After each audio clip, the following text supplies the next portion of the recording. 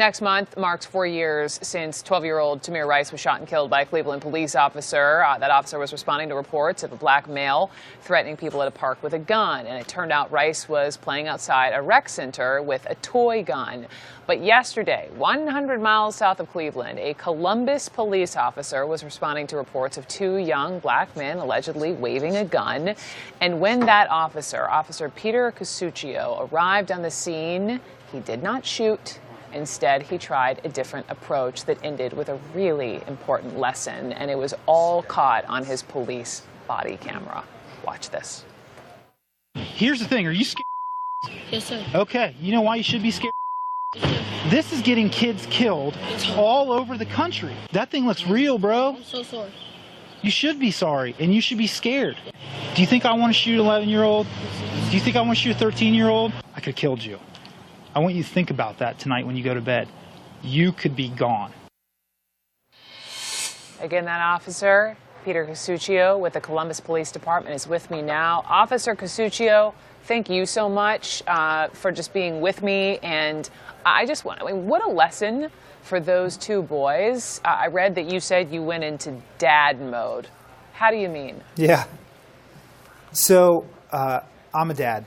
I mean, I have a child of my own. I have another one on the way. He's due in February. Congratulations. Yeah, thanks. You have an obligation when you put this uniform on to take a parental role sometimes, right? If you have 2 kids in front of you and it almost ended in deadly force, you have an obligation as a steward of your community and to the men and women you work with to grab them by the ear and sit them down and say, "Hey, man, this is not the way it works. This is getting kids of all colors, from all different types of neighborhoods, killed on a almost, I hate to say it, annual basis at this point." It is. That's the truth. And good on you for doing what you did. And I'm just wondering, do you think the majority of your colleagues would have done the same thing? Yeah, I absolutely do.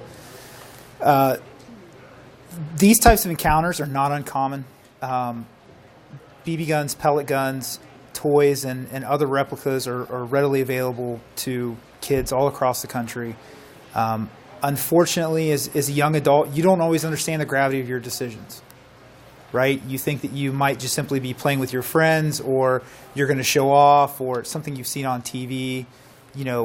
As a law enforcement officer, you have nanoseconds to make a decision, and I feel that out of my 800,000 brothers and sisters nationwide, they absolutely would do the same thing I did. Absolutely. I'm curious if you talked to either of those boys' parents after this? Yeah.